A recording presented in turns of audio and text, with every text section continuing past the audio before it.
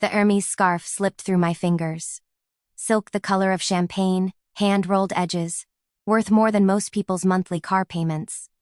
It puddled on the hardwood floor of my boutique, while Mrs. Peterson waited patiently at the counter, her kind eyes pretending not to notice my hands had suddenly forgotten how to work.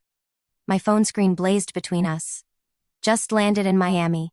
Melissa says hi. Oh, and I cleaned out the joint account this morning. Consider it a severance package for 12 years of mediocrity. Enjoy your little store, Claire. Below the message, a selfie. Mark with his arm around a girl who could have been carted at a bar, both of them grinning, airport terminal blurred behind them, his hand making a peace sign like he'd just won something. Claire? Mrs. Peterson's voice seemed to come from underwater. Dear, are you all right? I bent to retrieve the scarf, grateful for an excuse to hide my face. The silk trembled in my grip, or maybe that was just my hands. When I stood, I'd assembled my expression into something approaching normal. Perfectly fine, just clumsy today. The lie tasted like copper. Let me wrap this properly for you. My fingers moved through the familiar ritual. Tissue paper, signature silver box, ribbon, each fold precise, automatic, while my mind replayed the text on a loop. Cleaned out the joint account. Past tense, already done. Probably sitting in that Miami airport lounge, laughing about how long it would take me to notice. 12 years. Reduced to a text message between a Wednesday morning and lunch. You're sure you're all right? Mrs. Peterson touched my wrist, her diamond rings cool against my skin. You look pale. Low blood sugar. Another lie. Forgot breakfast?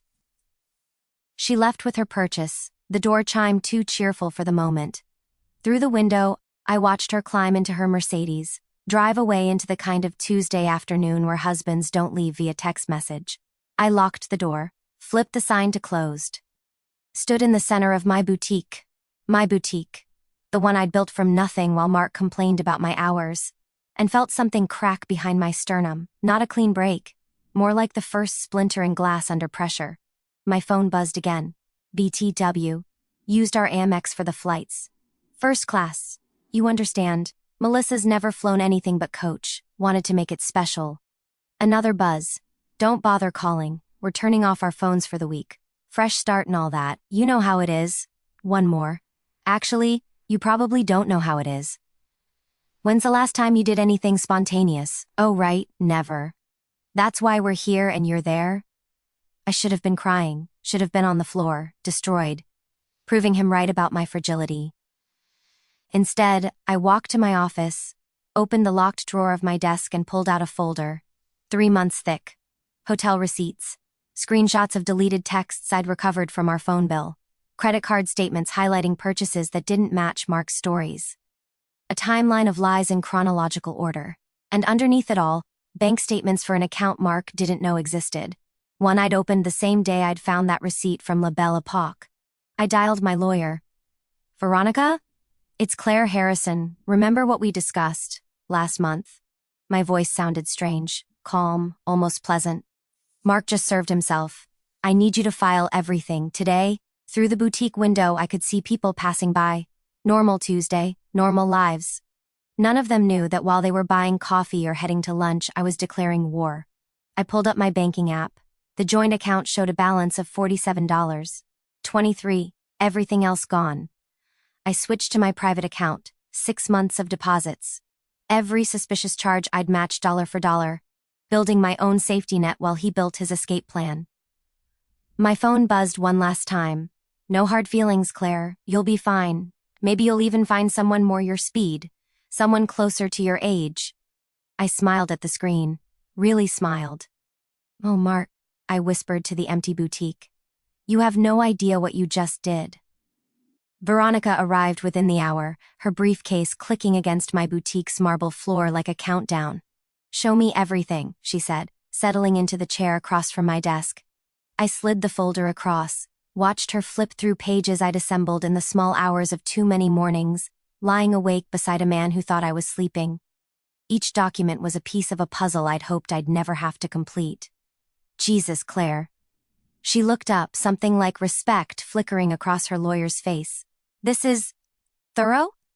I poured us both coffee from the French press I kept in my office. My hands were steadier now. Purpose had that effect.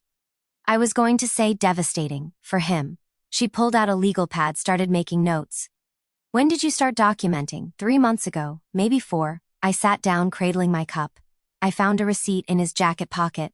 La Belle Époque, dinner for 2, champagne, the works. He'd told me he was working late on a presentation, and instead of confronting him, I opened a separate bank account the next morning. The memory tasted like cold coffee and insomnia. Moved half my paycheck into it.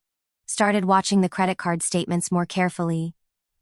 Veronica made another note. Smart. Most people don't think this clearly when they're in crisis.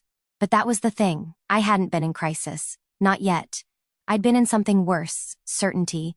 The kind that settles in your chest at 3 a.m. when your husband reaches for his phone before he reaches for you. When working late becomes his personality. When you realize you can't remember the last time he asked about your day. The hotel charges started 2 months ago, I continued. Always the Riverside Inn, always charged as business expense on our shared card. I called the hotel, said I needed to confirm my husband's reservation for our anniversary. They told me he was a regular. Wednesday afternoons, did you ever? Veronica hesitated. Did you ever think about just asking him? I'd asked myself that question 100 times. Why not just confront him? Demand the truth? Fight for 12 years of marriage? I thought about it, I admitted, but Mark has this way of making everything my fault. If I'd confronted him without proof, he would have denied it. Made me feel crazy. Paranoid. By the time I admitted to myself what was happening, I needed more than his word against mine. My phone sat face up on the desk between us, Mark's messages still glowing on the screen. Veronica glanced at them, her expression hardening. The joint account he emptied. How much? $8,462. And your separate account, $43,000. Give or take. Veronica let out a low whistle. He has no idea, does he? He thinks I'm helpless without him. I picked up my phone, scrolled to an older message. One from 2 weeks ago when Mark had suggested, for the dozenth time, that we should add him to the deed of my grandmother's house. Just makes sense, babe. We're married. What's yours is mine, right? I'd smiled and changed the subject. Again. The house is in your name only? Veronica confirmed. Inherited. Before we married, he's brought up adding him to the title at least once a month for years. I took a long sip of coffee. I always found a reason to delay, thank God. Grandmother always said, never give away what you can't afford to lose. I set down my cup. At the time, I thought she was just being old-fashioned. Now I think she knew something about men I was too young to understand. Veronica gathered the documents, her efficiency reassuring. I'll file the emergency motion this afternoon. Given his admission of draining the account and the fraudulent credit card charges, we should get a hearing within 72 hours. And Mark will be served wherever he's staying in Miami. Probably tomorrow. She paused at the door.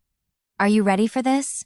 Once we file, there's no going back, no reconciliation. This becomes a legal battle. I thought about the selfie. Mark's smug grin. That girl's hand on his chest. The casual cruelty of severance package for 12 years of mediocrity. I've been ready since I found that first receipt, I said. I just didn't know it yet. After Veronica left, I sat alone in my office. Surrounded by the business Mark had always called my hobby.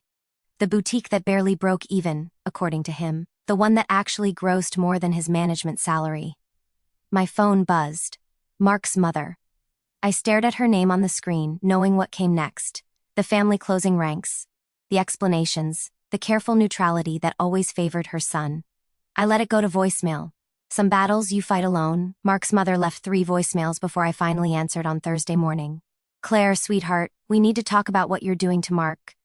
I was balancing the boutique's monthly books. Highlighter poised over a column of numbers. What I'm doing to him. He called us in tears. Said you've frozen all his accounts. That you're trying to ruin his fresh start with Melissa. Barbara's voice carried that careful tone mothers use when defending their sons. This isn't like you. You've always been so reasonable. The highlighter snapped between my fingers. Barbara, did Mark mention he emptied our joint account without telling me?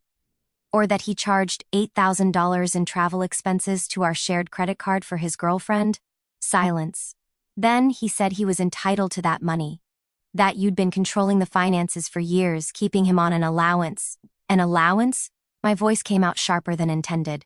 I'm sorry, an allowance from the joint account we both contributed to equally? Well, he said. I don't care what he said. I was standing now, pacing my office. He committed fraud, Barbara. He texted me about it, bragged about it.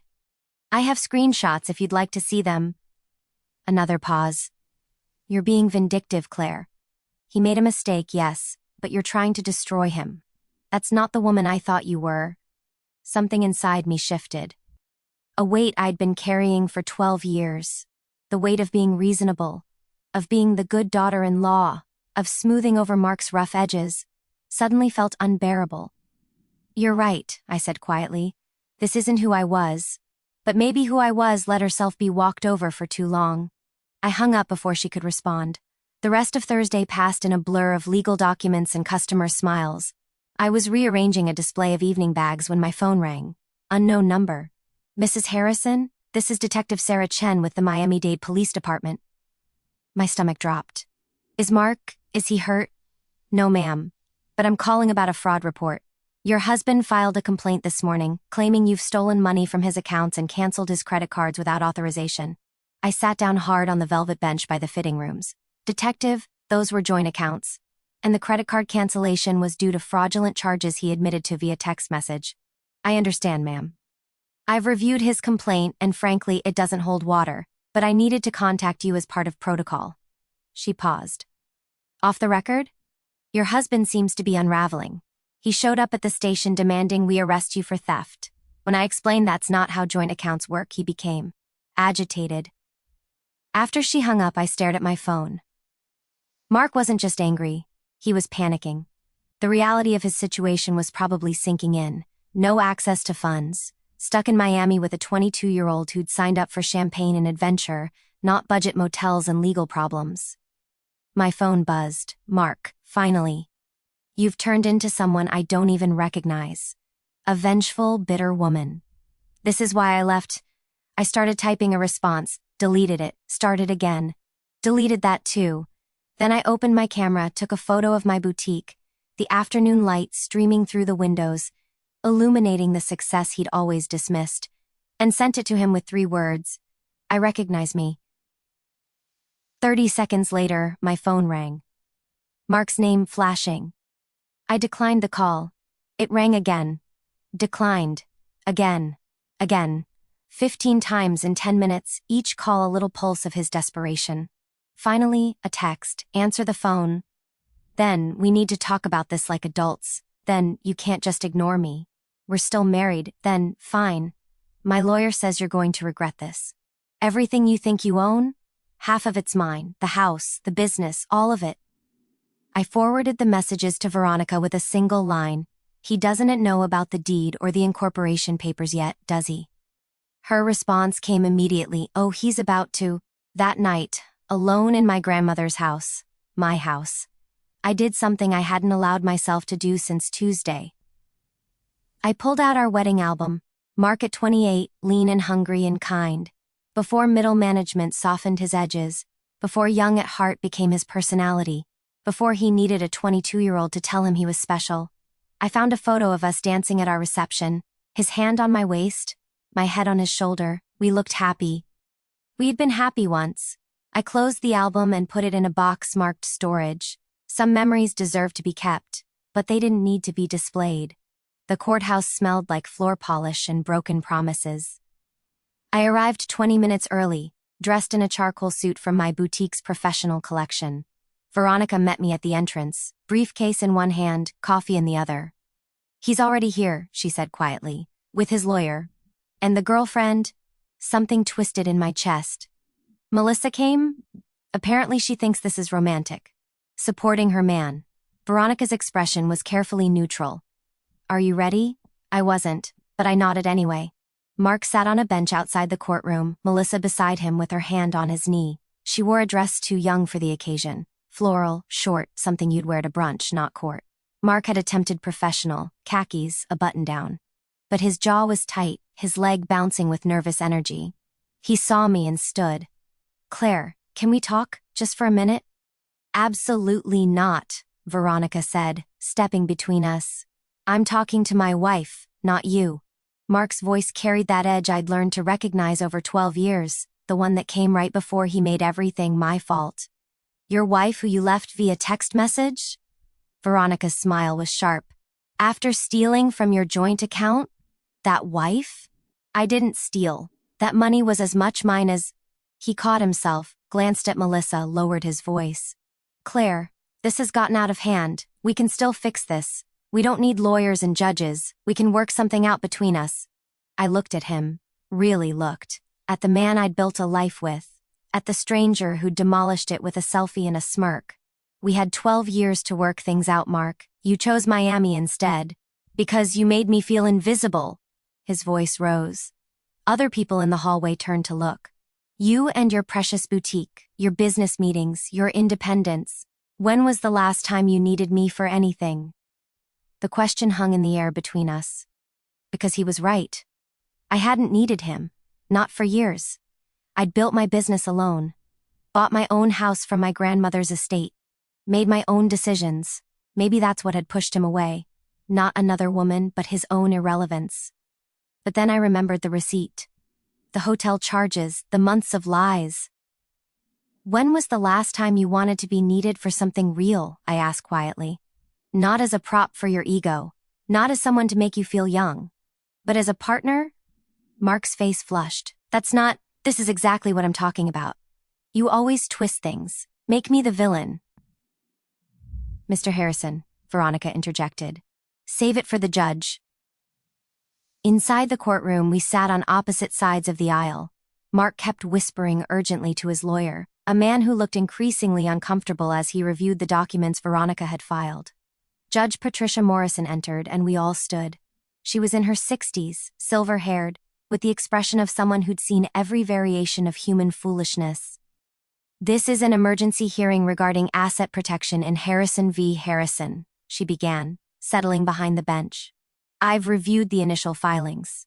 Mr. Harrison, your attorney requested this expedited hearing.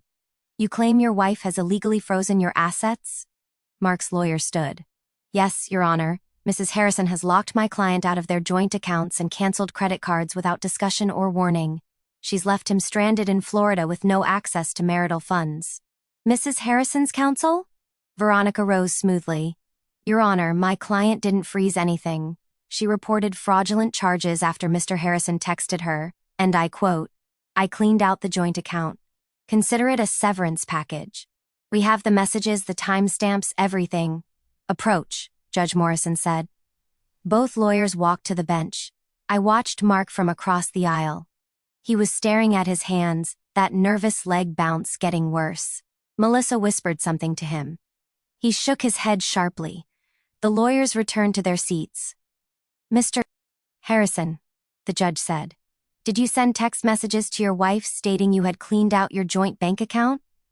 Mark stood. Your Honor, yes, but I was upset. The marriage was over. That's a yes or no question, yes.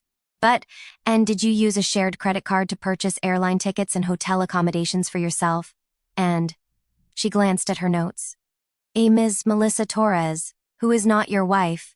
Mark's lawyer touched his elbow, but Mark shook him off. I contributed to that account too. I had every right, Mr. Harrison. I'll explain something very simple.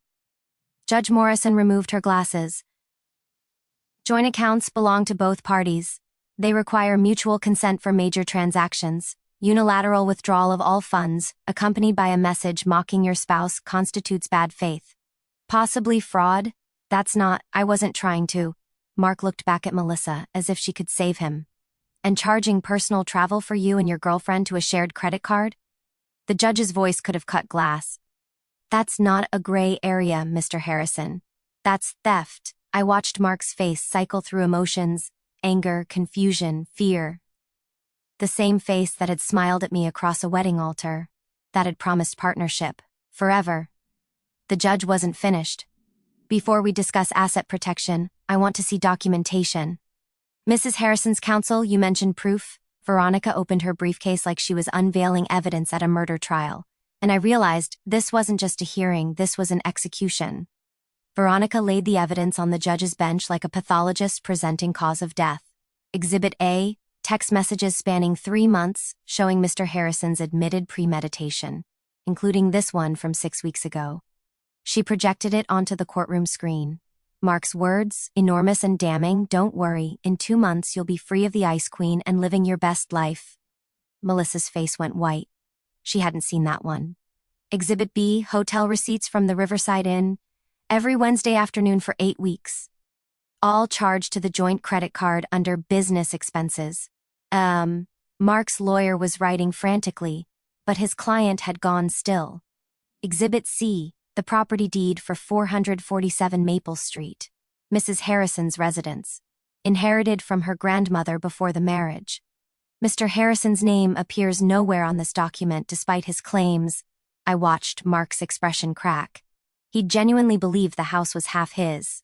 And finally, Exhibit D, Articles of Incorporation for Claire's Boutique, established 14 months before the marriage. All funding sources documented, all business accounts maintained separately. Mr. Harrison made no financial contribution to this business, though he has recently claimed co-ownership. The judge examined each document in silence. When she finally looked up, her gaze found Mark. "Mr. Harrison, stand up." He rose slowly, his lawyer beside him. "You left your wife via text message. You withdrew $8,000 from a joint account as, quote, severance. You charged $8,000 more to a shared credit card for personal travel. And now you're in my courtroom claiming she's treated you unfairly.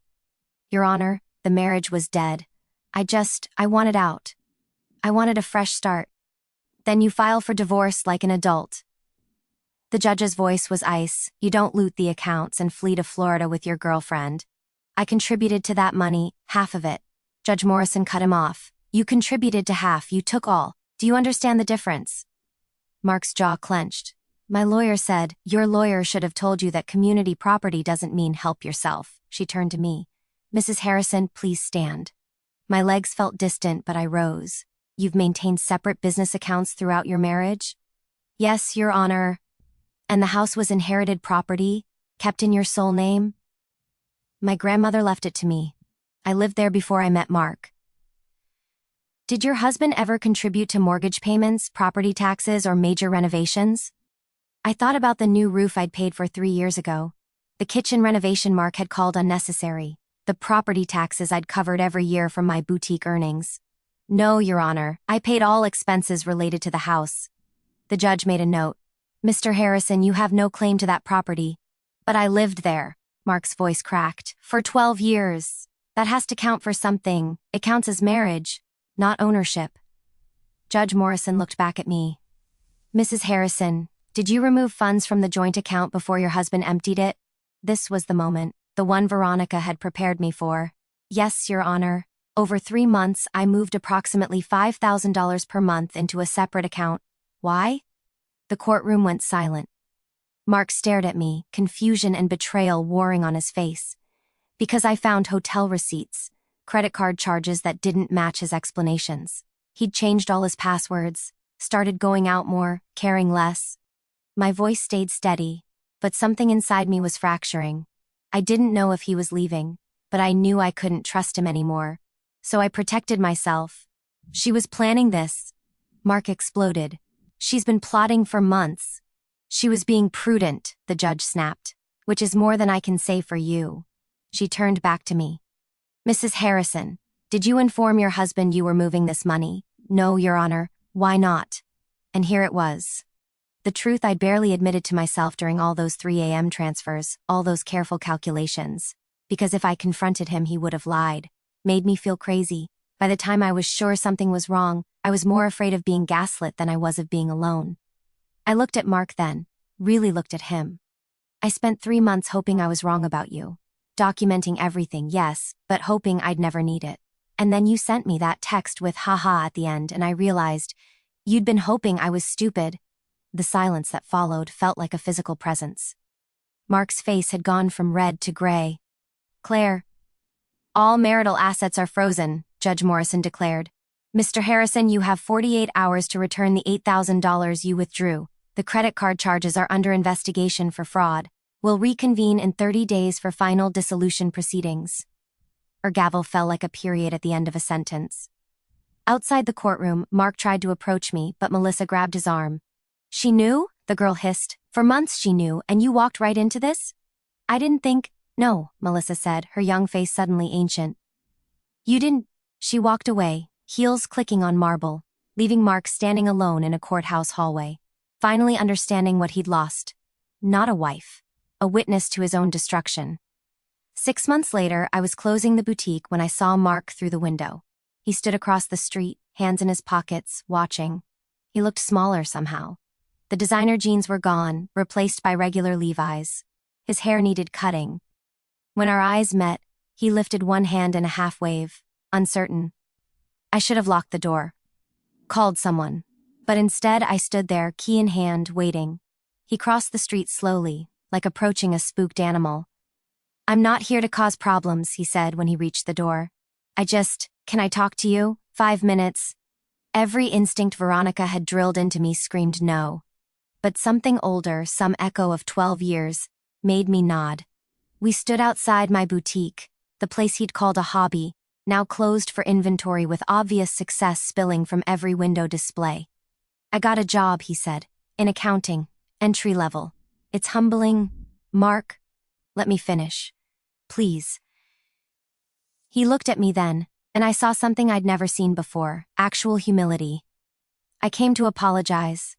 Not to ask for anything, not to explain, just to say I'm sorry. The words hung between us in the cooling evening air. I was terrified, he continued, of getting older, of being average, of looking at you, this successful, confident woman, and realizing I'd stopped growing while you kept building. Melissa wasn't about love. She was about proof that I still had it. Whatever it was, and now she's engaged to a guy her own age. My company won't hire me back. My parents barely speak to me. He laughed hollow. Turns out, burning your life down doesn't make you young. It just makes you alone in the ashes. I thought about responding with something cutting. Something that would hurt the way his text had hurt. But looking at him, this diminished version of the man I'd married, I felt only exhaustion. I hope you figure it out, Mark, I really do. That's it? No, I told you so, no satisfaction? What would that give me? I unlocked my car. You destroyed yourself. I just made sure you couldn't destroy me too. I was opening the door when he spoke again. For what it's worth, I was wrong. About the boutique. About you getting older, about everything. He gestured at the store. This was never a little shop. And you were never the problem. I know, I said simply. I always knew. I drove home to my grandmother's house, my house, and found myself in the attic, pulling out boxes I hadn't touched in years. Old photos, my grandmother's journals, letters she'd written me in college. One fell open to a page I'd forgotten. Claire, darling, the measure of a woman isn't how gracefully she stays. It's how deliberately she leaves. Some people will try to make you smaller to fit their shrinking world. Don't. Build something so sturdy they can't shake it. And if they try, let them fall while you stand. She'd written that 20 years ago, before Mark, before the boutique, before everything. But somehow she'd known. I thought about Mark standing outside my shop, diminished by choices that had felt like freedom. About Melissa, young and wiser now, choosing someone who matched her ambitions instead of escaping his. About Barbara, who still sent Christmas cards with apologies threaded through holiday wishes. About myself at 38, running a business that employed 20 people and planning a 4th location. The revenge I'd imagined, courtrooms and frozen assets and watching him fail, had felt satisfying in theory. But the reality was quieter, sadder. He'd lost himself long before he'd lost me. My phone buzzed. A text from James, the man I'd been seeing for 3 months. Simple, kind, age-appropriate. Still on for dinner Friday? I'm cooking.